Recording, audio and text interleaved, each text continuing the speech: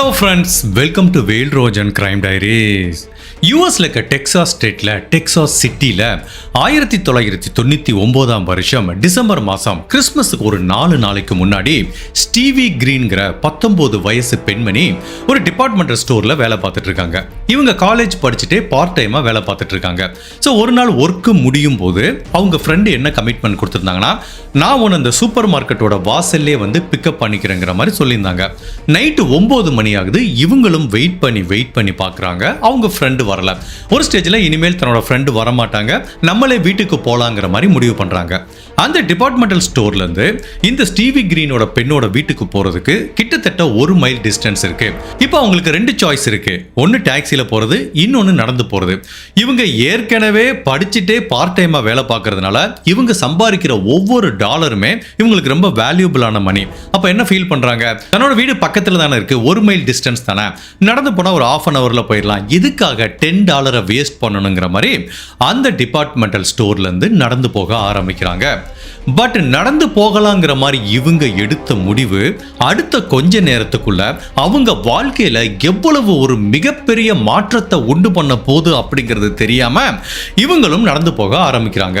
அப்படியே நடந்து போயிட்டு இருக்கும்போது ஒரு இடத்துல ஒரு ஸ்ட்ரீட் வருது. அந்த ஸ்ட்ரீட் பார்த்தீங்கன்னா செக்லூடடா இருக்கு, அதாவது ஆள் நடமாட்டமே இல்லை, லைட்டும் இல்லை.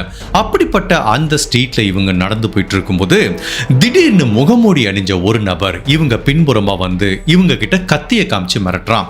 அவங்க கிட்ட என்ன சொல்றான்னா, நான் சொன்னதை நீ கேட்டேன்னா உன்னை உயிரோட விட்டுறேங்கிற மாதிரி சொல்றான். இவங்களும் பயந்துட்டு நீ என்ன சொன்னாலும் நான் கேட்கிறேங்கிறாங்க. அந்த செக்லூடடான ஏரியாவுக்கு பக்கத்துல இன்னுமே ஆள் நடமாட்டம் இல்லாத ஒரு ஏரியா இருக்கு. அந்த மறைவான இடத்துக்கு இந்த 19 வயசு பெண்ணை கூட்டிட்டு போறான். கத்தி முனையில அந்த பெண்ணோட ஆடை எல்லாத்தையும் ரிமூவ் பண்ண சொல்லி அவங்கள முழு நிர்வாணமாக்கி, இது எல்லாமே நைட்டு 9:15 மணிக்கு நடக்குது. அவங்க முழு நிர்வாணமானவன இவனோட இச்சையை அவங்க கிட்ட தீர்த்துக்கிறான். அப்படி அந்த பெண்கிட்ட இவன் தவறா நடந்துக்கும் போது அந்த பெண்மணி பதட்டத்துல ஜெபம் சொல்லிட்டே இருக்காங்க. அதாவது அவங்களுக்கு பிடிச்ச கடவுளை வழிபட்டுட்டு இருக்காங்க. அப்ப என்ன பண்றாங்க, இவனை பத்தி தெரிஞ்சுக்கிறதுக்காக அவனோட ஃபேஸை பாக்குறாங்க. அப்ப அவனுக்கு பயங்கரமான கோபம் வருது. நான் என்ன வேணாலும் பண்ணுவேன், என் ஃபேஸை மட்டும் பார்க்காத அப்படிங்கிற மாதிரி அவனுக்கு கோபம் வந்துச்சு. உடனே இந்த பெண்மணியை பயந்துட்டு திரும்பிக்கிட்டாங்க. ஒரு அரை மணி நேரம் அவனோட இச்சை எல்லாத்தையும் தீர்த்து முடிச்சதுக்கு அப்புறம் இந்த பெண்மணியை ட்ரெஸ்ஸை போட சொல்றான். ட்ரெஸ்ஸை போட சொல்லிட்டு உன்னோட பிலாங்கிங்ஸ் எல்லாத்தையும் எடுத்துட்டுக்கோ, திரும்பி பார்க்காம அப்படியே ஓடி போயிரு, உன்னை உயிரோட விட்டுறேங்கிற மாதிரி சொல்றான். இந்த பெண்மணியும் உயிர் பழச்சா போதுன்னு பதறி அடிச்சுட்டு தன்னோட ஷூஸ், ட்ரெஸ், ஆடை எல்லாமே அறகுறையா போட்டுட்டு பதட்டத்தில் அந்த செக்லூடடான ஏரியால இருந்து ஒரு மெயின் ரோட்டுக்கு வராங்க. அப்போ அந்த பக்கம் கார்ல ஒரு நபர் போயிட்டு இருக்காரு. அவரை நிப்பாட்டி நடந்ததை சொல்லி ஃபர்ஸ்ட் ஆஃப் ஆல் நேரா ஹாஸ்பிட்டலுக்கு போறாங்க. அதுக்கப்புறம் 911க்கு கால் பண்ணி என்ன நடந்ததுங்கிறத போலீஸ் டிபார்ட்மெண்ட் கிட்ட சொல்றாங்க. ஸோ இவங்களும் ஹாஸ்பிட்டல் அட்மிட் ஆகி இவங்களுக்கு முதலுதவி கொடுக்கப்படுது. அதுக்கப்புறம் ஒரு டெஸ்ட் கிட் மூலமா இவங்களை யாரு தவறா நடந்தானோ அந்த நபரோட பயாலஜிக்கல் மெட்டீரியலை எவிடன்ஸ்க்காக கலெக்ட் பண்ணி வச்சுக்கிறாங்க. இப்போ போலீஸ் அந்த பெண்மணி கிட்ட கேட்கறாங்க, உங்ககிட்ட தவறா நடந்த அந்த நபர் எப்படி இருந்தாரு, ஏதாவது ஒரு சின்ன ஐடென்டிட்டி இருக்குமான்னு கேட்கறாங்க. அப்போ இந்த ஸ்டீவி கிரீன் என்ன சொல்றாங்க, இல்ல சார், நானோட ஃபேஸை ஒரு 2 டைம் தான் பார்த்தேன். அப்படி ஃபேஸை பார்க்கும்போது அவனுக்கு பயங்கரமான கோபம் வருது, என் ஃபேஸை பார்க்காதங்கிற மாதிரி சொல்றான். பட் நான் ஒரு 2 டைம்ஸ் பார்த்ததுல என்ன கண்டுபிடிச்சேன்னா, அவன் ஒரு கருப்பினத்தை சேர்ந்தவன். ஒரு 25 வயசுல இருந்து 30 வயசு இருக்கலாம். நல்ல ஆஜானுபாகவா ரொம்ப பலமா இருக்கிற மாதிரி தெரியுது. மற்றபடி அவன் ஸ்கீ மாஸ்க் போட்டிருந்ததுனால அவனோட ஃபேஸையும் வேற ஐடென்டிட்டியும் என்னால கண்டுபிடிக்க முடியலங்கிற மாதிரி இந்த பெண்மணி சொல்றாங்க. பட் இவங்க சொன்னதுல இருந்து போலீஸுக்கு தெரிஞ்ச ஒரே ஒரு விஷயம், இந்த பெண்கிட்ட தவறா நடந்த அந்த நபர் ஒரு கருப்பினத்தை சேர்ந்தவர். இப்போ இவங்க உடம்புல இருந்து கண்டுபிடிக்கப்பட்ட அந்த இவங்க கிட்ட தவறா நடந்த அந்த நபரோட பயாலஜிக்கல் மெட்டீரியலை எடுத்து அதுல இருந்து டிஎன்ஏவை எடுத்து போலீஸ் அவங்க கிட்ட இருக்கிற நோன் கிரிமினல் டேட்டாபேஸ்ல செக் பண்றாங்க. அதாவது எவன்லாம் கொலை பண்ணிட்டு உள்ள போயிட்டு வந்தான், இதுக்கு முன்னாடி எவன்லாம் பெண்கள் கிட்ட தவறா நடந்துட்டு குழந்தைகள் கிட்ட தவறா நடந்து உள்ள போயிட்டு வந்தான் அப்படிங்கிற மாதிரி நிறைய குற்றவாளிகள் இருப்பாங்க. எல்லா குற்றவாளிகளோட டிஎன்ஏ கூடயும் ஒப்பிட்டு பார்க்கறாங்க. பட் அன்பார்ச்சுனேட்டா ஒரு கிரிமினலோட டிஎன்ஏ கூடயும் இந்த பெண்கிட்ட தவறா நடந்த அந்த நபரோட டிஎன்ஏ மேட்ச் ஆகல. இப்போ எந்த ஒரு கிரிமினலோட டிஎன்ஏ கூடயும் மேட்ச் ஆகல. பட் அடுத்து எப்படி போலீஸ் அவங்க விசாரணை ஆரம்பிக்கிறாங்கன்னா, அந்த ஏரியால பெண்கள் கிட்ட இதுக்கு முன்னாடி தவறா நடந்து எவனாவது ஜெயிலுக்கு போயிட்டு வந்திருக்கானா, இல்ல பல வருடங்களுக்கு முன்னாடி அவன் தவறு பண்ணி ஜெயில இருந்து வந்து பல வருடம் கழிச்சு ஒரு நார்மலான வாழ்க்கையை வாழ்ந்துட்டு இருப்பான், அந்த மாதிரி யாராவது இருக்காங்களான்னு செக் பண்ணி பார்க்கும்போது கென்னத் ரே அப்படிங்கிற ஒரு நபர் சந்தேக வளையத்துக்குள்ள வராரு. இவர் ஒரு பெண்ணுகிட்ட தவறா நடந்து ஜெயிலுக்கு போறாரு. 25 வருடங்கள் சிறை தண்டனைக்கு அப்புறம் இப்ப ரீசெண்டா தான் பரோல்ல வெளில வந்திருக்காரு. அதனால ஆட்டோமேட்டிக்கா இந்த நபர் மேல சந்தேகம் வருது. அவர்கிட்ட போய் கேட்கிறாங்க. அவர் என்ன சொல்றாரு, இல்ல சார், நான் உண்மையிலேயே ஜெயில இருந்து வந்ததுக்கு அப்புறம் திருந்தி வாழ்ந்துட்டு இருக்கேன். பட் நீங்க சொல்ற மாதிரி அந்த கிரைம் நடந்தப்ப நான் வீட்டுல தான் இருந்தேங்கிற மாதிரி சொல்றாரு. பட் இவரோட தியரியை நிரூபிக்கிற மாதிரி ஜெனரலா அமெரிக்கால இந்த மாதிரி பரோல்ல வந்தாங்கன்னா அவங்க கால்ல ஜிபிஎஸ் ஆங்கிள் மானிட்டரிங்னு ஒரு மானிட்டரை மாட்டி விட்டுருப்பாங்க. ஸோ 24 மணி நேரமும் இந்த நபரோட பரோல் ஆஃபீஸர் இவன் எங்க இருக்காங்கிறத ட்ராக் பண்ண முடியும். ஸோ இந்த இன்சிடென்ட் நடந்தப்போ கென்னத் ரே எங்க இருந்தான்னு பார்க்கும்போது அவன் வீட்டில் தான் இருந்தான் அப்படிங்கிற தடயங்கள் இருந்ததுனால ஸோ இந்த பெண்கிட்ட கென்னத் ரே தவறா நடந்திருக்க வாய்ப்பு இல்லை அப்படிங்கிற மாதிரி அவனை சஸ்பெக்ட் லிஸ்ட்ல இருந்து ரிமூவ் பண்றாங்க. போலீஸ் இந்த நபரை வலைவீசி தேடிட்டு இருக்கும் போது போலீஸோட உள்ளுணர்வு என்ன சொல்லுதுன்னா, கண்டிப்பா இந்த நபர் இந்த தவற இதோட நிறுத்த மாட்டான், கண்டிப்பா இந்த மாதிரி பல பெண்கள் கிட்ட அவன் தவறா நடக்க வாய்ப்பு இருக்குங்கிற மாதிரி போலீஸோட அனுமானம் இருக்கும்போது உண்மையிலேயே போலீஸ் திங்க் பண்ணது சரியான விஷயம் அப்படிங்கிற மாதிரி இன்னொரு இன்சிடென்ட்டும் நடக்க ஆரம்பிக்குது. எப்போ ஸ்டீவி கிரீன்கிற இந்த பெண் கிட்ட அவன் தவறா நடந்தானோ அடுத்த வாரமே அந்த டெக்சாஸ்ல ஒரு பார்க் இருக்கு. அந்த பார்க்ல சாயங்காலம் ஒரு 8 மணிக்கு நல்ல இருட்டான டயத்துல அங்க ஒரு 2 இளம் ஜோடிகள் இருக்காங்க. அந்த பெண்ணுக்கு 15 வயசாகுது, அந்த காதலருக்கு 16 வயசாகுது. இவங்க 2 பேரும் கொஞ்சம் ரொமான்ஸ் பண்றதுக்காக ஒரு புதருக்குள்ள போய் 2 பேரும் ஜாலியா ரொமான்ஸ் பண்ணிட்டு இருக்கும்போது திடீர்னு அவங்க பின்னாடி ஒரு நபர் நிக்கிறாரு. அந்த நபர் என்ன பண்ணிருக்கான், டெவில் மாஸ்க் போட்டிருக்கான். ஒரு பயங்கரமான பேய் இருக்கிற மாதிரி ஒரு மாஸ்க் போட்டிருக்கான், கையில துப்பாக்கி வச்சிருக்கான். இப்ப இந்த 2 பேத்தையும் மிரட்ட ஆரம்பிக்கிறான். இதுக்கு முன்னாடி ஸ்டீவி கிரீன் கிட்ட என்ன சொன்னானோ அதே தான் சொல்றான். நான் சொல்றதெல்லாம் செஞ்சீங்கன்னா உங்க 2 பேத்தையும் உயிரோட விட்டுறேங்கிற மாதிரி சொல்றான். அவங்களும் ஒரு 15 வயசு 16 வயசு சின்ன பசங்கிறதுனால நீங்க என்ன சொன்னாலும் செய்யறேங்கிற மாதிரி சொல்றாங்க. ஃபர்ஸ்ட் அந்த காதலரை இந்த பக்கம் திரும்பி படுக்க சொல்றான். அதுக்கப்புறம் இந்த 15 வயசு பெண்ணை முழு நிர்வாணமாக்கி துப்பாக்கி முனையில அந்த பெண் கிட்ட பல முறை தவறா நடக்க ஆரம்பிக்கிறான். அப்ப அந்த பெண்மணி என்ன பண்றாங்க, அவங்க கிட்ட எதிர்ப்பு தெரிவிக்கிறாங்க. எப்போ அந்த பெண்மணி எதிர்ப்பு தெரிவிச்சாங்களோ அப்ப இவனோட கோபம் 2 மடங்காகுது. உடனே அந்த பெண்ணோட கழுத்தை நெரிக்க ஆரம்பிச்சிட்டான். அப்ப அந்த பொண்ணு கெஞ்ச ஆரம்பிக்கிறாங்க, இல்ல நீ என்ன வேணாலும் பண்ணிக்கோ, நான் எதுவும் எதிர்ப்பு தெரிவிக்க மாட்டேன் அப்படிங்கிற மாதிரி அஷூரன்ஸ் கொடுத்ததுக்கு அப்புறம் தான் அந்த பெண் கிட்ட தவறா நடந்து முடிச்சிடறான். அதுக்கப்புறம் இந்த பக்கம் திரும்பி படுத்துட்டு இருக்க அவங்க காதலர் எப்படி திருப்பி படுக்க சொல்லி, தம்பி நீ ஓன் ட்ரெஸ்ஸையும் ரிமூவ் பண்ணுங்கிறான். ஸோ அவரையும் பண்ணி அந்த ட்ரெஸ்ஸை ரிமூவ் பண்ண வச்சு 2 பேரையும் அந்த பார்க்லயே முழு நிர்வாணமா அந்த புதருக்குள்ள விட்டுறான். அதுக்கப்புறம் இவங்க 2 பேரும் ஒரு கார்ல வந்திருக்காங்க. அந்த காரோட கீயை வாங்கிக்கிறான். அதுக்கப்புறம் அந்த கார்லயே எஸ்கேப் ஆகி போறான். அதுக்கப்புறம் இந்த 2 பேரும் எப்படியோ வெளியில வந்து அங்க இருக்கிறவங்களோட உதவியோட சில ட்ரெஸ் எல்லாம் வாங்கி போட்டு 911க்கு கால் பண்ணி நடந்ததை சொல்றாங்க. போலீஸும் அவனை வலை வீசி தேடி பார்க்கறாங்க, கண்டுபிடிக்க முடியல. பட் மறுநாள் ஒரு டெசர்டடான ஏரியால இந்த காரை கண்டுபிடிக்கிறாங்க. அந்த காருக்குள்ள ஃபுல்லா ஃபாரன்சிக் டீம் செக் பண்ணி பார்க்கறாங்க. ஒரு தடயத்தை கூட கண்டுபிடிக்க முடியல. ஒரு டிஎன்ஏ இல்ல, ஒரு ஃபிங்கர் பிரிண்ட் இல்ல, எதையுமே போலீஸால கண்டுபிடிக்க முடியல. பட் போலீஸுக்கு ஒண்ணு மட்டும் புரியுது, ஒரு வாரத்துக்கு முன்னாடி ஸ்டீவி கிரீன் அப்படிங்கிற அந்த பெண்கிட்ட தவறா நடந்த அந்த நபரோட பேட்டர்னும் இப்ப பார்க்ல இருந்த அந்த இளம் ஜோடிகள் கிட்ட தவறா நடந்த அந்த நபரோட பேட்டர்னும் அவனோட அப்ரோச்சும் ஒரே மாதிரி இருக்கிறதுனால இந்த 2 கிரைமையும் அந்த ஒரு நபர் தான் பண்ணிருக்க வாய்ப்பு இருக்குங்கிற மாதிரி தான் போலீஸ் திங்க் பண்றாங்க. டெக்சாஸ்ல இந்த மாதிரி தனியா நடந்துட்டு இருக்க பெண்கிட்டையும் பார்க்ல இருக்கிற இளம் ஜோடிகள் கிட்டையும் தவறா நடந்த அந்த நபர் யாரு, அந்த நபர் இந்த கிரைமை இந்த 2 பெண்கள் கிட்டோட நிப்பாட்டிக்கிட்டானா இல்ல இன்னும் பல பெண்களை வேட்டையாட ஆரம்பிச்சானா அப்படிங்கிற பலவித குழப்பங்களும் திருப்பங்களும் நிறைஞ்ச டெக்சாஸ்ல நடந்த ஒரு வித்தியாசமான ட்ரூ கிரைம் கேஸ் தான் இன்னைக்கு நம்ம இந்த வீடியோல பார்க்க போறோம். அப்படி இந்த பெண்கள் கிட்ட தவறா நடந்த அந்த நபர் யாரு, அவன் இன்னும் எத்தனை பெண்ணோட வாழ்க்கையை சீரழிக்க போறான் அப்படிங்கறத நம்ம தெரிஞ்சுக்கிறதுக்கு முன்னாடி உங்க டைம் 2 செகண்ட்ஸ் எனக்காக ஸ்பெண்ட் பண்ணி என்னோட வீடியோஸ் உங்களுக்கு பிடிச்சிருந்துச்சுன்னா லைக் பண்ணிட்டு கமெண்ட் பண்ணுங்க. இன்கேஸ் என்னோட சேனலை இது வரைக்கும் நீங்க சப்ஸ்கிரைப் பண்ணாம பார்த்தீங்கன்னா மறக்காம சப்ஸ்கிரைப் பண்ணி என்ன சப்போர்ட் பண்ணுங்க. இந்த வீடியோவை பெண்கள் கடைசி வரைக்கும் ஸ்கிப் பண்ணாம பாருங்க.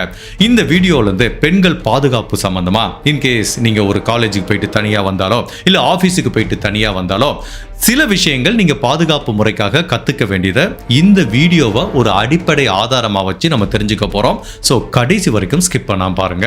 இப்படியே சில வாரங்கள் உருண்டோடி போது ஒரு 10 நாள் இவங்கிட்ட இருந்து எந்த ஆக்டிவிட்டியும் இல்ல. இந்த டைத்துல நைட்டு 2 மணிக்கு பாருக்கு போயிட்டு ஒரு 2 பெண்கள் தனியா நடந்து வராங்க. இதே மாதிரி ஒரு செக்லூடட் ஏரியால தனியா வந்துட்டு இருக்கும்போது அவங்க பின்னாடி ஒரு நபர் வர்றான். இதே மாதிரி ஸ்கீ மாஸ்க் போட்டிருக்கான். கையில கத்திய வச்சு 2 பேரையும் மிரட்ட ஆரம்பிக்கிறான். இந்த பெண்களும் பயந்து போறாங்க. ஸோ 2 பேர்த்தையும் ஒதுக்குப்புறமா ஒரு ஏரியா கூட்டிட்டு போறான். இப்போ 2 பெண்கள் இருக்கிறதுனால ஃபர்ஸ்ட் ஆஃப் ஆல் ஒரு பெண்ணோட ஆடையை மட்டும் ரிமூவ் பண்ண சொல்றான். ஸோ ஒரு பெண்ணை முழு நிர்வாணமாக்கி அந்த பெண் கிட்ட தவறா நடந்துட்டு இருக்கான். இன்னொரு பெண்ணை அந்த பக்கம் திரும்பிக்கோ, இதை நீ பார்க்காதங்கிற மாதிரி சொல்றான். ஸோ அடுத்து இவன் என்ன பண்ண போறான்? தாங்கிட்டையும் தவறா நடந்துக்க போறாங்கிற மாதிரி தான் இன்னொரு பெண் பயந்துட்டு இருந்தாங்க. பட் ஆக்சுவலா அவன் அதை பண்ணல. இந்த ஒரு பெண்கிட்ட மட்டும் தவறா நடந்ததுக்கு அப்புறம் இவங்க 2 பேர்த்தையும் எந்திரிச்சு ஓடுங்க அப்படிங்கிற மாதிரி மற்ற விக்டிமை எப்படி இவன் கடைசியில் ட்ரீட் பண்ணானோ அதே மாதிரி தான் இந்த 2 பேர்த்தையும் ட்ரீட் பண்ணியிருக்கான். ஸோ இவன் இந்த 2 பெண்கள்ல எந்த பெண்கிட்ட தவறா நடந்தானோ அந்த பெண்கிட்ட போலீஸ் விசாரிக்கிறாங்க. அவன் எப்படி இருந்தான், அவனோட உடல் அமைப்பு எப்படி இருந்தது, அவனோட உடல் மொழி எப்படி இருந்ததுன்னு கேட்குறாங்க. அந்த பெண்மணி என்ன சொல்றாங்க? சார், இவன் ஆள் பார்க்க ஆஜானு பாகுவா இருந்தான், ஒரு கருப்பினத்தை சேர்ந்தவன் சார். பிகாஸ் அவனோட ஸ்கீ மாஸ்கை பார்க்கும்போது அவனோட உதட்டு பகுதி கருப்பா இருந்தது, அவனோட கண்ணுக்கு கீழே இந்த இடத்துல கொஞ்சம் ஏரியா தெரிஞ்சது, அதுவும் கருப்பா இருந்ததுனால இவன் ஒரு கருப்பினத்தை சேர்ந்தவன், என்னால உறுதியா சொல்ல முடியுங்கிற மாதிரி சொல்றாங்க. சரி, இதை தாண்டி அவனை பத்தி ஏதாவது ஒரு ஐடென்டிட்டி கிடைச்சிச்சா அப்படின்னு கேட்டாங்க பாருங்க. அப்போ இந்த பெண் ரொம்ப கிளவரா அவங்ககிட்ட ஒரு வித்தியாசத்தை நோட் பண்ணியிருக்காங்க. அதுதான் இந்த கேஸையே பிரேக் பண்ண போது. அந்த பெண்மணி போலீஸ் கிட்ட என்ன சொல்றாங்கன்னா, சார், அவன் முகம் வந்து கருப்பா இருந்தது, ஸ்கீ மாஸ்க் போட்டிருந்தான், பட் ஒரு டைம் அவன் சிரிச்சான் சார், அப்போ அவனோட பல்லுல ஒரு வித்தியாசத்தை பார்த்தேன். அதாவது ஒரு பல்லு மட்டும் கோல்டுல, தங்கத்துல இருக்கு சார். சோ ஒரு பல் தங்கப்பல் அவன் கெட்டி இருக்காங்கிற மாதிரி ஒரு முக்கியமான தடயத்தை சொல்றாங்க. ஜெனரலா நம்ம 90% யாருமே இந்த மாதிரி தங்கப்பல்லாம் வச்சிருக்க மாட்டோம். அப்படி தங்கப்பல் வச்சிருந்தா அது ஒரு யூனிக்கான எவிடன்ஸ், அந்த நபரை கண்டுபிடிக்கிறது ரொம்ப ஈஸிங்கிற மாதிரி போலீஸுக்கு தெரியுது. பட் இந்த டயத்துல இந்த தங்கப்பல் வச்சிருக்க கருப்பினத்தை சேர்ந்த நபரை தேர்றதுக்கு முன்னாடி இந்த 3 கிரைமையும் ஒரு நபர் தான் பண்ணியிருக்கானா அப்படிங்கறத தெரிஞ்சுக்கிறதுக்காக, அதை அறிவியல் ரீதியாக நிரூபிக்கிறதுக்காக, ஸோ இந்த 3 கிரைம்லையும் பாதிக்கப்பட்ட அந்த பெண்களோட உடம்புல இருந்து எடுக்கப்பட்ட பயாலஜிக்கல் மெட்டீரியல் இருந்து டிஎன்ஏவை டிரைவ் பண்றாங்க. 3 டிஎன்ஏவையும் ஒப்பிட்டு பார்க்கும்போது சந்தேகமே கிடையாது, இந்த 3 கிரைமையும் பண்ணது ஒரே ஒரு நபர் அப்படிங்கிறது தெரிய வருது. ஜெனரலா நம்ம நிறைய சீரியல் கில்லர் கேசஸ் பார்த்திருப்போம். ஒவ்வொரு சீரியல் கில்லர் கேஸ்லயும் பாத்தீங்கன்னா ஒரு யூனிக்கான பேட்டர்ன் இருக்கும். பிகாஸ் ஒவ்வொரு சீரியல் கில்லரும் எந்த மாதிரி விக்டிமை சூஸ் பண்றாங்க, அவங்களை எப்படி கொலை பண்றாங்க, அந்த கொலை பண்ற பேட்டர்ன் எல்லாமே யூனிக்கா ஒவ்வொரு சீரியல் கில்லருக்கும் வித்தியாசப்படும். பட் அந்த மாதிரி தான் இந்த மாதிரி சீரியலா பெண்களை பாலியல் வன்புணர்வு பண்ற நபர்களுக்கும் ஒரு பேட்டர்ன் இருக்கும். ஸோ இவனோட பேட்டர்னை போலீஸ் எப்படி டிரைவ் பண்ணி பார்க்குறாங்கன்னா, இந்த கிரைம் எல்லாமே டெக்சாஸ்ல நடக்குது. ஸோ கண்டிப்பா அந்த நபரும் இதே சிட்டியை சேர்ந்தவனா இருக்கிறதுக்கு நிறைய வாய்ப்பு இருக்கு. ஸோ கடந்த 5 வாரத்துக்குள்ள 3 பெண்கள் கிட்ட தவறா நடந்திருக்கான். அப்படி தவறா நடக்கும்போது ஸ்கீ மாஸ்க் போட்டு வந்திருக்கான், இல்லைன்னா டெவில் மாஸ்க் போட்டு வந்திருக்கான். ஸோ இந்த 3 கிரைம்ல இன்வால்வ் ஆனது ஒரு கருப்பினத்தை சேர்ந்த ஒரு நபர். பட் இது எல்லாத்தையும் தாண்டி போலீஸ் யூனிக்கா பார்க்குற விஷயம் என்ன அப்படின்னா, இந்த 3 கிரைம் நடந்ததும் ஒரு 2 கிலோமீட்டர் ரேடியஸ் டிஸ்டன்ஸ்குள்ள தான். தட் மீன்ஸ் அவன் விக்டிமை சூஸ் பண்றதே இந்த 2-3 கிலோமீட்டருக்குள்ள தான் அவன் சூஸ் பண்ணிட்டு இருக்கான். அதை எல்லாத்தையும் தாண்டி அந்த பெண்கள், பாதிக்கப்பட்ட பெண்கள் சொல்ற விஷயம் என்ன அப்படின்னா, இவன் நீங்க நினைக்கிற மாதிரி ஒரு சாதாரண ஆள் கிடையாது, பயங்கர அரகண்டான பர்சன். அதாவது அவ்வளவு கொடுமைக்காரனா இருக்கான், ஓவர் கான்ஃபிடென்டா இருக்கான். அவனோட கான்ஃபிடென்ஸ்ல என்ன தெரியுதுன்னா, நான் இப்படித்தான் பண்ணுவேன், ரோட்ல போற வர பெண்களை இப்படித்தான் தவறா நடப்பேன், உன்னால முடிஞ்சா நீ போலீஸ் கிட்ட சொல்லு, போலீஸ் முடிஞ்சா என்னை பிடிச்சு பார்க்கட்டுங்கிற மாதிரி தான் அவனோட தன்னம்பிக்கை தெரியுது. அதுக்கப்புறம் இந்த பெண்கள் கிட்ட தவறா நடக்கும்போது அவனோட கான்ஃபிடென்ஸும் அவனோட அரகண்டான கேரக்டரும் எங்களால நல்லாவே ஃபீல் பண்ண முடியுதுங்கிற மாதிரி தான் எல்லாருமே சொல்றாங்க. ஒட்டுமொத்தத்தில் இந்த பெண்கள் சொல்றதெல்லாம் வச்சு பார்க்கும்போது இவன் சாதாரண ஆள் கிடையாது, இவன் ரொம்ப ஸ்மார்ட்டான ஆள், போலீஸை ஈஸியா ஏமாத்திடுறான். நெக்ஸ்ட் டைம் இவன் இந்த மாதிரி தவறு பண்றதுக்குள்ள அந்த தங்கப்பல் அப்படிங்கிற எவிடன்ஸை வச்சு கண்டிப்பா இந்த நபரை பிடிச்சே ஆகணுங்கிற மாதிரி போலீஸ் தீவிரமா இந்த நபரை தேட ஆரம்பிக்கிறாங்க. இப்ப போலீஸ் கருப்பினத்தை சேர்ந்த ஒரு நபர் தங்கப்பல் வச்சிருப்பாருங்கிற ஐடென்டிட்டியில தேடி பார்க்கும்போது ஃபைனலா ஒரு நபர் சந்தேக வலயத்துக்குள்ள வர்றாரு. 29 வயசு சாட் பிரைஸ்ங்கிற ஒரு நபர், ஏற்கனவே போலீஸுக்கு ரொம்ப பரிச்சயமான ஒரு கிரிமினல். பல முறை ராபரி பண்ண குற்றத்துக்காக ஜெயிலுக்கு போயிட்டு வந்திருக்கான். இவன் ஏற்கனவே திமிரு பிடிச்சவன். அதாவது இவனை பத்தி போலீஸ் என்ன சொல்றாங்கன்னா, இவன் சாதாரண ஒரு ராபரி பண்றவன் கிடையாது. தான் எந்த இடத்துல போய் ராபரி பண்ண போறோம் அப்படிங்கிறத நிறைய ரிப்போர்ட்டருக்கு, நியூஸ் ரிப்போர்ட்டருக்கு சொல்லுவானா. இங்க பாருங்க, நான் அந்த இடத்துல போய் ராபரி பண்ண போறேன், முடிஞ்சா நீங்களும் போலீஸும் வாங்கங்கிற மாதிரி சொல்லி அந்த இடத்துல போய் ராபரி பண்ணிட்டு வருவானா. அதுக்கப்புறம் நிறைய நியூஸ் ரிப்போர்ட்டருக்கு கொலை மிரட்டல் விட்டுருக்கான். இந்த மாதிரி இவன் நிறைய ட்ரபிள் பண்ற ஆசாமி. அதே டயத்துல ஓவர் கான்ஃபிடன்ட், எல்லாத்துக்கும் சவால் விட்டு பார்க்குறவன். பட் இது ராபரி தவிர இவன் மேல எந்த வழக்குமே போலீஸ்ல இல்லை. அதாவது ஒரு பெண்கள் கிட்ட தவறா நடந்த வழக்கோ இல்ல கொலை வழக்கோ எதுவுமே கிடையாது. இவனுக்கு திருமணமாகி 2 குழந்தைகள் இருக்கு. பக்காவான ஃபேமிலி மேன், கன்ஸ்ட்ரக்ஷன் ஒர்க்கரா வேலை பார்த்துட்டு இருக்கான். பட் இவங்க சொல்ற அங்க அடையாளமும் இந்த சாட் பிரைஸ்ங்கிற நபரோட அங்க அடையாளமும் ஒத்துப்போகுது. இவனும் கருப்பினத்தை சேர்ந்தவன், முன்னாடி ஒரு தங்கப்பல் வச்சிருக்கான். இப்போ அவனை போலீஸ் ஸ்டேஷனுக்கு விசாரணைக்காக கூட்டிட்டு வராங்க. அவன் என்ன சொல்றான், சார் நான் ராபரி பண்றதெல்லாம் உண்மைதான் சார், ஏதோ 1-2 இடத்துல திருடுவேன், பட் இந்த மாதிரி பெண்கள் கிட்டலாம் தவறா நடந்துக்கிற ஆளு நான் இல்லை சார் அப்படிங்கிற மாதிரி சொல்றான். பட் இருந்தாலும் போலீஸுக்கு அவன் மேல சந்தேகம் இருக்கு. அந்த சந்தேகத்தை எப்படி தீர்த்துக்கிறது? அவனோட டிஎன்ஏவை வாங்கி டெஸ்ட் பண்ணி பார்த்தா தெரிஞ்சு போயிடும். பட் நம்ம ஊர் மாதிரி ஈஸியா இங்க டிஎன்ஏ சாம்பிள்லாம் எடுக்க முடியாது. அதுக்கு ப்ராப்பரா கோர்ட்ல ஆர்டர் வாங்கி தான் எடுக்கணும். அப்படி இல்லைன்னா இந்த சந்தேகப்படுற நபர் நானே டிஎன்ஏ தர்றேன் அப்படிங்கிறதுக்கு அவர் வில்லிங்கா இருக்கணும். பட் இவன் என்ன சொல்றான், நான்லாம் டிஎன்ஏ தரமாட்டேன் அப்படிங்கிறான். இப்போ போலீஸ் கோர்ட் ஆர்டர் இல்லாம இவங்கிட்ட டிஎன்ஏ எடுக்க முடியாது. அப்போ போலீஸ் கிளவரா ஒரு விஷயம் என்ன பண்றாங்கன்னா, இவனை விசாரணைக்காக கூட்டிட்டு வரும்போது ஏதாவது சாப்பிட்ற எப்பன்னு கேட்குறாங்க. ஏதாவது ஒரு ட்ரிங்க்ஸ் மாதிரி கொடுங்க சாருங்கிறான். ஸோ மவுண்டைன் டியூ அப்படிங்கிற அந்த சோடாவை ஒரு கேன்ல இருக்கு, அதை அவங்ககிட்ட கொடுக்குறாங்க. ஸோ போலீஸ் அவனுக்கு என்ன மாதிரி வலை விரிக்கிறாங்கன்னா, இந்த சோடாவை அவன் குடிக்கும்போது அந்த கேன்ல அவனோட சலைவா எச்சில் வரும், அதுல இருந்து அவனோட டிஎன்ஏவை எடுத்துடலாங்கிற மாதிரி போலீஸ் வெயிட் பண்ணிட்டு இருக்காங்க. ஸோ அவனும் அந்த சோடாவை குடிக்கிறான். ஃபைனலாக அந்த இடத்துல வச்சுட்டு போயிடுறான். ஓகே சார் நான் கிளம்புறேன், எனக்கு இதுக்கு சம்மந்தம் இல்லை, என்னை ஆளை விடுங்கன்னு சொல்லிட்டு போயிடுறான். இப்போ அவன் குடிச்சு வச்சுட்டு போன சோடாவை எடுக்கிறாங்க, அதில் இருக்க சலைவாவை எடுக்கிறாங்க, அதில் இருக்கிற டிஎன்ஏவை எடுத்து ஒப்பிட்டு பார்க்கும்போது 100% கடந்த 5 வாரங்களா பலவிதமான பெண்கள் கிட்ட தவறா நடந்த அந்த நபரோட டிஎன்ஏவோட மேட்ச் ஆகுது. ஸோ இதுல இருந்து சந்தேகமே கிடையாது, இந்த பெண்கள் கிட்ட தவறா நடந்துட்டு இருக்குது. சாட் பிரைஸ் அப்படிங்கிற இந்த நபர் அப்படிங்கிறது உறுதி செய்யப்பட்டு இப்ப சந்தேகத்தின் அடிப்படையில் போலீஸ் அவனை அரெஸ்ட் பண்றாங்க. அப்படி அரெஸ்ட் பண்ணி அவனும் டிஃபென்ஸ் டீம்லாம் வர்றாங்க. ஸோ ஃபர்ஸ்ட் ஆஃப் ஆல் இந்த விசாரணை நடக்கிறப்பயே அவனை ஜெயிலில் அடைச்சிடுறாங்க. இப்போ போலீஸ் இந்த சோடா கேன் வழியா நிரூபிச்ச டிஎன்ஏ எப்படி, அது ஒரு இல்லீகலா இவங்க தெரிஞ்சுக்கிறதுக்காக நிரூபிக்கப்பட்டது. பட் கோர்ட்டுக்கு ட்ரையலுக்கு போனோம் அப்படின்னா இவங்கிட்ட இருந்து ப்ராப்பரான சாம்பிள் எடுத்து இவன் தான் அந்த குற்றத்தை பண்ணியிருக்கான்னு நிரூபிச்சா மட்டும்தான் கோர்ட்ல ஒத்துப்பாங்க. அதாவது ப்ராப்பரான ஒரு ஃபாரன்சிக் லேப்ல சாம்பிள் எடுத்து டெஸ்ட் பண்ணியிருக்கணும்.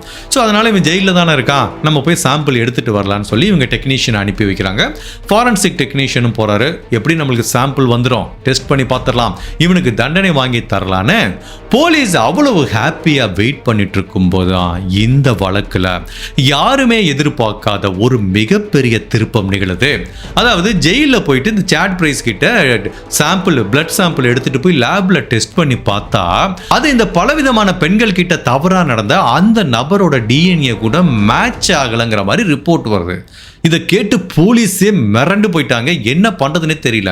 அது எப்படா பாசிபிள், இவன் ஒரு சோடா கேன் குடிச்சிட்டு போனான், அதுல சலைவா இருந்தது, அதை எடுத்து தானே டெஸ்ட் பண்ணி பார்த்தா அது மேட்ச் ஆகுதே, இப்போ இவனோட பிளட்டை எடுத்து பார்த்தா மேட்ச் ஆகலையே அப்படிங்கிற மாதிரி போலீஸ்க்கு ஒரு பதட்டம் வருது. பிகாஸ் இந்த டிஎன்ஏ மேட்ச் கிடைக்கல அப்படின்னா அவனை ஈஸியா இப்போ ரிலீஸ் பண்ற மாதிரி ஒரு சூழ்நிலை வரும். பட் போலீஸுக்கு நல்லாவே தெரியுது இவன் ஏதோ ஒரு திருட்டுத்தனம் பண்ணியிருக்கான். பட் அப்படி இருந்தாலும் ஜெயிலுக்குள்ள எப்படி அந்த டிஎன்ஏவை திருட்டுத்தனமா வேற யாரோட டிஎன்ஏவை தர முடியும்? உண்மையிலேயே இங்க ஏதோ ஒரு இடத்துல தப்பு நடந்திருக்கு அப்படிங்கறத மட்டும் போலீஸால யூகிக்க முடியுது. பட் அப்பதான் ஒரு போலீஸ் ஆபீசர் சொல்றாரு, உண்மையிலேயே எடுக்கப்பட்டது இந்த சாட் பிரைஸோட பிளட் தானா, அவனோட டிஎன்ஏ தானாங்கிறத நம்ம டெஸ்ட் பண்ணி பார்க்கறதுக்கு ஒரு சூப்பரான ஐடியா இருக்குங்கிறாரு. அது என்னங்கிற மாதிரி கேட்குறாங்க. ஜென்ரலாக நம்ம லேபில் பார்த்தீங்கன்னா லோக்கலில் டெஸ்ட் பண்ண போகும்போது ஒரு சின்ன டியூப் மாதிரி இருக்கும், அதில் தான் பிளட்டை எடுத்து ஸ்டோர் பண்ணி வைப்பாங்க. அதுக்கு மேலே ஒரு லேபிள் ஒட்டுவாங்க, பார்த்துருப்பீங்க, அது யாரோட பிளட்டுங்கிறதுக்காக. ஸோ இந்த மாதிரி ஜெயிலில் போய் டிஎன்ஏ எடுக்கும்போது என்ன பண்ணுவாங்கன்னா, அது ஃபர்ஸ்ட் யாரோட பேரில் இருக்குன்னு எழுதி வைப்பாங்க. அதுக்கப்புறம் அந்த நபரோட ஃபிங்கர் பிரிண்ட்டை எடுத்து அந்த பிளட் கலெக்ட் பண்ணி வச்சிருக்காங்கல்ல அந்த டியூப்பில் மேலேயே வைப்பாங்க. தட் மீன்ஸ் எந்த நபர்கிட்ட இருந்து இந்த பிளட் எடுக்கப்பட்டது அப்படிங்கிற அந்த நபரோட ஃபிங்கர் பிரிண்ட் இருக்கும். இப்போ போலீஸ் அவங்க சந்தேகத்தை கிளாரிஃபை பண்ணுறதுக்காக இந்த சேட் பிரைஸோட பிளட்டை கலெக்ட் பண்ணிட்டு வந்திருப்பாங்களே, ஸோ அதை எடுக்கிறாங்க. அதையும் இந்த சேட் பிரைஸோட ஃபிங்கர் பிரிண்ட் ஏற்கனவே போலீஸ் கிட்ட இருக்கு, அதை ஒப்பிட்டு பார்க்குறாங்க. ரெண்டுமே மேட்ச் ஆகலை. So that means Chad Price அப்படிங்கிற பேர்ல ஒரு நபர் டிஎன்ஏ சாம்பிள் கொடுத்திருக்காரு, அந்த நபர் சேட் பிரைஸ் இல்ல அப்படிங்கிறது தெரிய வருது. இப்போ உண்மையிலேயே போலீஸுக்கு தலையே சுத்திருச்சு. என்னடா அது, இவன் பேர்ல எப்படி இன்னொரு நபர் கொடுக்க முடியும்? பிகாஸ் ஜெயில ரூல்ஸ் எப்படி இருக்கும் அப்படின்னா, ஒவ்வொரு கைதிகளுக்கும் கையில ஒரு ரிஸ்ட் பேண்ட் போட்டிருப்பாங்க. அந்த ரிஸ்ட் பேண்ட்ல என்ன இருக்குன்னா, அவனோட பேர் என்ன, அவன் எந்த பிளாக்ல இருக்கான் அப்படிங்கிற மாதிரி அவனோட கைதி நம்பர் என்ன எல்லாமே இருக்கும். ஸோ இப்போ யாராவது ஒருத்தவங்க இவனுக்கு பிளட் சாம்பிள் எடுக்க வர்றாங்க அப்படின்னா, அவன் பேர் என்னப்பா, சேட் பிரைஸா, இங்கே வான்னு கூப்பிடுவாங்க. அவனோட கையில் இருக்க அந்த ரிஸ்ட் பேண்டை செக் பண்ணிட்டு தான் சாம்பிள் எடுத்துட்டு அதுக்கப்புறம் டிஎன்ஏ வாங்கியிருப்பாங்க. ஸோ எங்க தப்பு நிகழ்ந்திருக்கும் அப்படிங்கிற மாதிரி போலீஸ் திங்க் பண்றாங்கன்னா, ஒருவேளை இந்த சேட் பிரைஸ்ங்கிற நபர் இன்னொரு நபர்கிட்ட இந்த ரிஸ்ட் பேண்டை மாத்தி நீ தான் சேட் பிரைஸ்னு சொல்லி போய் டிஎன்ஏ சாம்பிள் கொடுத்துருங்கிற மாதிரி யாரையும் manipulate பண்ணியிருக்காங்கிறத police சந்தேகப்படுறாங்க.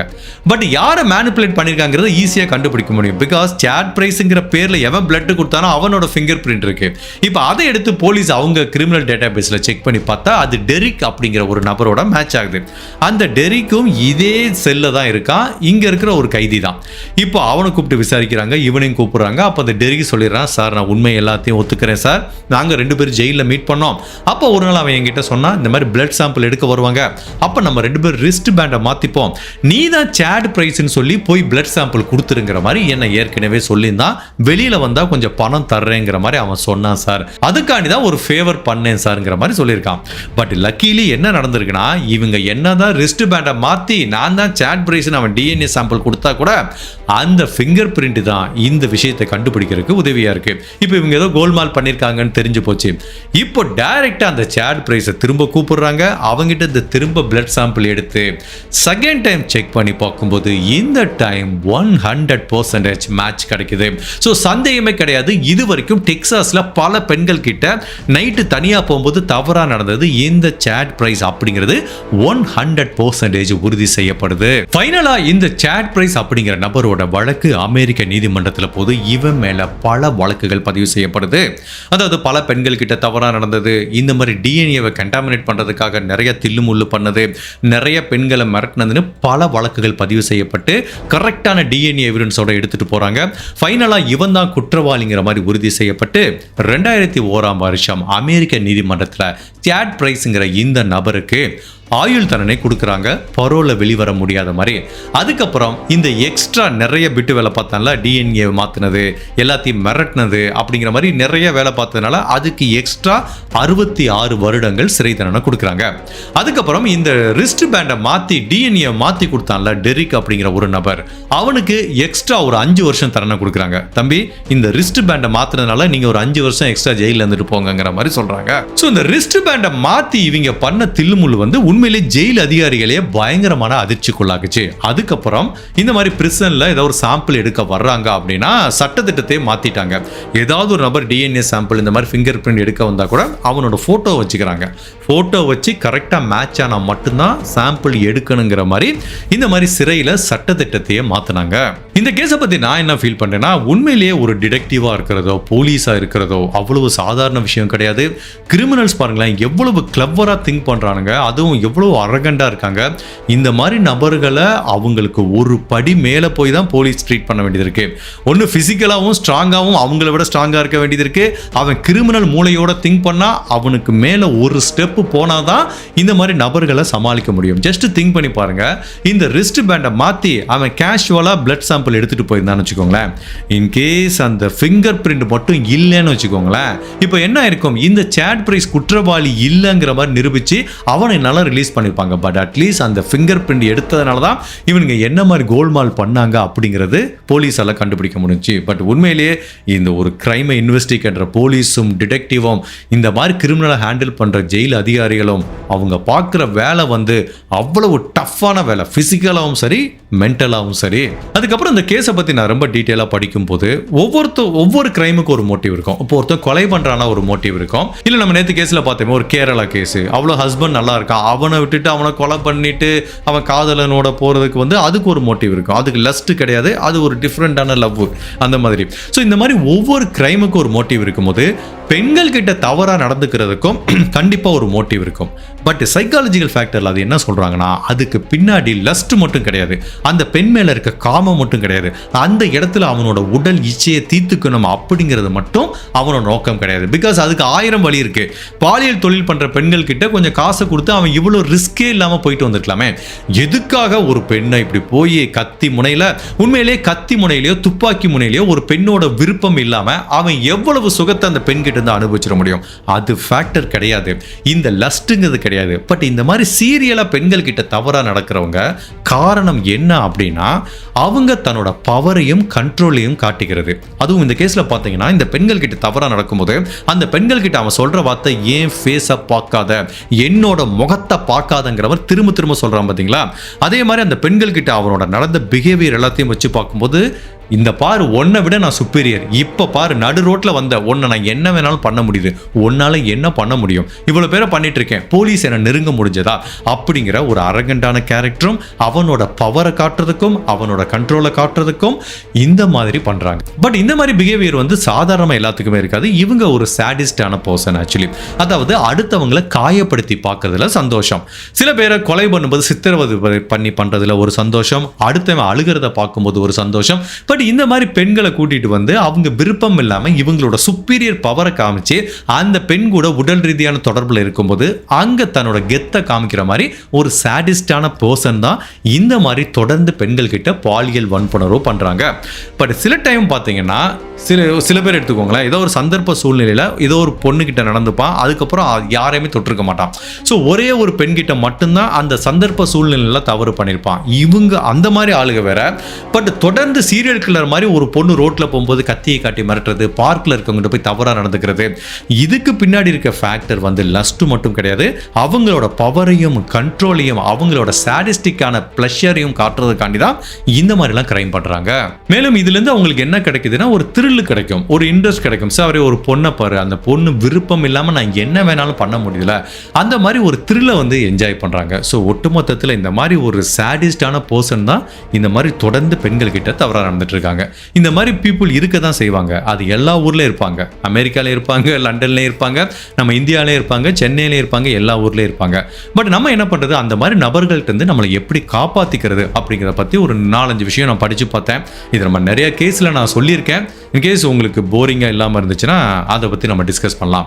First of all, இப்போ நிறைய பேர் வந்து வேலைக்கு போயிட்டு தனியாக வருவாங்க, அதுக்கப்புறம் பார்த்தீங்கன்னா காலேஜுக்கு போயிட்டு தனியாக வருவாங்க. பட் எல்லாத்துக்குமே ஓனா கார் இருக்கிறதுல எல்லார் வீட்லேயும் சகோதரரும் அம்மா அப்பாவும் பிக்கப் பண்ணி ட்ராப் பண்ண முடியாது. பட் நிறைய பெண்கள் தனியாக போயிட்டு வர மாதிரி ஒரு சூழ்நிலை இருக்கு. அப்படி தனியாக போயிட்டு வரும்போது மேக்ஸிமம் ஒரு டெசர்டரான ஏரியா ரோடு இருந்துச்சுன்னா அதை அவாய்ட் பண்ணுங்க. பெஸ்ட் என்ன சொல்றாங்க அப்படின்னா, மேக்ஸிமம் எந்த ஏரியாலாம் சிசிடிவி இருக்கோ அந்த வழியா நீங்க பயணிச்சீங்கன்னா சேஃப். ஜெனரலா குற்றம் பண்றவங்கலாம் பார்ப்பாங்க, எங்கேயாவது சிசிடிவி இருந்துச்சுன்னா அங்க குற்றம் பண்றதுக்கு ஒரு டைம் யோசிப்பாங்க. சில பேர் யோசிக்காம பண்ணதான் செய்வான். பட் 99% அந்த சிசிடிவி கேமராவை பார்த்த உடனே போயிடுவான். ஸோ மேக் ஷுர் நீங்க செலக்ட் பண்ணி நடந்து வர்ற பாதையோ இல்ல பைக்ல வர்ற பாதையோ வாட் எவர் இட் இஸ், அது சிசிடிவி இருக்கிற மாதிரி பார்த்துக்கோங்க. அதுவும் இந்த மாதிரி நைட்ல தனியா வரும்போது சில பேர் நேரம் ஒரு பாட்டை கேட்டு, இளையராஜா பாட்டை கேட்டு இந்த ஸ்ட்ரீட்ல நடந்து போனா எப்படி இருக்குன்னு போனீங்கன்னா, உண்மையிலேயே நம்ம சைட்ல எவன் வர்றா, பின்னாடி நம்மளுக்கு நடந்து வந்தா கூட அந்த நடந்து வர்ற கால் தடங்கள், அந்த ஃபுட் ஸ்டெப்னு சொல்லுவாங்களா, அந்த சத்தம் கூட நம்மளுக்கு கேட்காது. ஸோ மேக் ஷுர் நீங்கள் இந்த மாதிரி தனியாக ஒரு செக்யூர்டான ஏரியாவில் போகும்போது இந்த ஹெட்ஃபோன்லாம் யூஸ் பண்ணாமல் பார்த்துக்கோங்க. அதுக்கப்புறம் கையில் கொஞ்சம் சேஃப்டிக்கு நான் ஏற்கனவே நிறைய இதில் சொல்லியிருக்கேன், பெப்பர் ஸ்ப்ரே யூஸ் பண்ணிக்கோங்க. அதுக்கப்புறம் நம்ம விசில் கூட வச்சுக்கோங்க. அட்லீஸ்ட் கத்தி உதவி கேட்குறதுக்கு ரொம்பவே ஹெல்ப்ஃபுல்லாக இருக்கும். அதுக்கப்புறம் நிறைய செல்ஃப் டிஃபென்ஸ் டெக்னிக் கூட கற்று வச்சுக்கோங்க. அட்லீஸ்ட் யாராவது ஒருத்தர் நம்மளை பிடிச்சி இழுக்கும் போதோ அவனை ஒரு குத்துறதோ இல்லை எந்த இடத்துல எப்படி குத்துறது அப்படிங்கிற டெக்னிக்கை கற்று வச்சுட்டு அந்த மொமெண்ட் அவங்ககிட்ட இருந்து எப்படி தப்பிச்சு போனோம் அப்படிங்கிறத தெரிஞ்சுக்கிற அளவுக்காவது செல்ஃப் டிஃபென்ஸ் டெக்னிக் வந்து கற்றுக்கணும். அதே மாதிரி நான் நிறைய இதில் சொல்லியிருக்கேன், இந்த மாதிரி யாராவது ஒரு நபர் தவறாக நடக்கோ இல்லை ஏதாவது உங்களை கண்ட்ரோல் எடுக்க முயற்சி பண்ணால் பதட்டப்படாமல் ஃபஸ்ட்டு சத்தம் போட்டு கத்தி உதவி கேட்கணும். இதை நான் நிறைய கேஸில் சொல்லியிருக்கேன். பட் சிலதில் அது முடியாது. அவன் கழுத்தில் கத்தியை வச்சாலோ துப்பாக்கியை வச்சாலோ கண்டிப்பாக அந்த மாதிரி முடியாது. ஸோ அந்த மாதிரி டயத்தில் ஒன்றும் பண்ண முடியாது. பட் சான்ஸ் இருந்தால் கத்தி உதவி கேட்குறது தான் பெஸ்ட் ஆப்ஷன். நான் ஏற்கனவே சொன்ன மாதிரி விசில் மறந்துடாங்க. அந்த 10 ரூபா விசில் உங்கள் உயிரை எப்போ வேணாலும் காப்பாற்றுறதுக்காக பயன்படுத்தப்படும். இது எல்லாத்தையும் தாண்டி நம்மளுக்குன்னு ஒரு உள்ளுணர்வு இருக்கும், 6th சென்ஸ். அந்த உள்ளுணர்வு என்ன சொல்லுதோ அதை கேட்டு நடங்க. இந்த ஸ்ட்ரீட்டுக்குள்ளே போக வேண்டாம் அப்படின்னு சொன்னால் தயவு செய்து போகாதீங்க. ஸோ இது எல்லாமே நம்மக்கிட்ட யாரும் வந்து தவறாக நடந்துக்க கூடாது அப்படிங்கிறதுக்கு பாதுகாப்பு முறைகள் சொல்கிறோம். பட் சில கேஸில் நடந்து போயிடும். இப்போ நம்ம ஏதோ ஒரு நபர் நம்மக்கிட்ட தவறாக நடந்துக்கிட்டானா அதுக்கப்புறம் அந்த பெண்ணோட வாழ்க்கையே மாறி போயிடும். குற்ற உணர்ச்சியாக ஃபீல் பண்ணுவாங்க. சில பேர் தன்னோட வாழ்க்கையை முடிச்சுக்கலாம் அப்படிங்கிற மாதிரி கூட ஃபீல் பண்ணுவாங்க. வெளியில் உலகத்தை பார்க்குறதுக்கே பயங்கரமாக ஃபேஸ் பண்ணுவாங்க. அந்த மாதிரி பெண்கள் நீங்களாக இருந்தாலோ இல்லை எதிர்காலத்தில் அந்த மாதிரி ஒரு சூழ்நிலையை நீங்கள் எதிர்கொள்ள ஒரு சிச்சுவேஷன் வந்துருச்சுன்னா நீங்கள் ஒன்று மட்டும் மைண்டில் வச்சுக்கோங்க, this is not your fault. Okay, இது உங்கள் தவறு கிடையாது. தெருவில் போகிற ஒரு நாய் நம்மளை கடிச்சு வச்சிருச்சு அப்படின்னா அதுக்கு நம்ம ரெஸ்பான்சிபிள் ஆக முடியாது. ஓகேவா? ஸோ இந்த மாதிரி ஒரு சிச்சுவேஷன் வந்துச்சுன்னா அது உங்களோட ஃபால்ட்டுன்னு நினைக்காதீங்க. அதை ரொம்ப தைரியமாக ஃபேஸ் பண்ணுங்கள். கண்டிப்பாக அதுக்கு நிறைய கவுன்சிலிங் தேவைப்படும். நம்மளோட குடும்ப உறவுகள், சொந்தக்காரங்க எல்லாருமே அதை ப்ராப்பராக பாசிட்டிவாக எடுத்து கண்டிப்பாக அது ப்ராப்பரான கவுன்சிலிங் கொடுக்கணும். இது எல்லாத்தையும் தாண்டி இதை தைரியமாக போய் ப்ரைவேட்டாக போலீஸ் கிட்ட கம்ப்ளைண்ட் பண்ணணும். பிகாஸ் ஜென்ரலாக இந்த மாதிரி கேஸில் போனால் பேர் வெளியில் வராது. சில கேஸில் அது வெளியில் வரும், அது நிறைய பாலிடிக்ஸ்லாம் இருக்குது. பட் 99% வந்து பேர் வெளியில் வராது. பிகாஸ் இதை கண்டிப்பாக கம்ப்ளைண்ட் கொடுக்கணும். அப்படி கொடுத்தாதான் அந்த நபருக்கு தண்டனை வாங்கி தர முடியும். அவை திரும்ப எந்த பெண்கிட்டையும் இந்த மாதிரி தவறாக நடக்காமல் இருக்கிறதுக்கு வாய்ப்பு இருக்காது. ஸோ நம்ம பாதுகாப்பாக இருப்போம். அதையும் தாண்டி நடந்துச்சுன்னா அதையும் தைரியமாக எதிர்கொள்ளுவோம். இந்த கேஸை பற்றி நீங்கள் என்ன நினைக்கிறீங்க? உங்களோட கருத்தை மறக்காம இந்த வீடியோவில் பதிவு பண்ணுங்க. இந்த மாதிரி அனதர் கேஸில் உங்களை சந்திக்கிறேன். Till then, stay safe, take care, bye.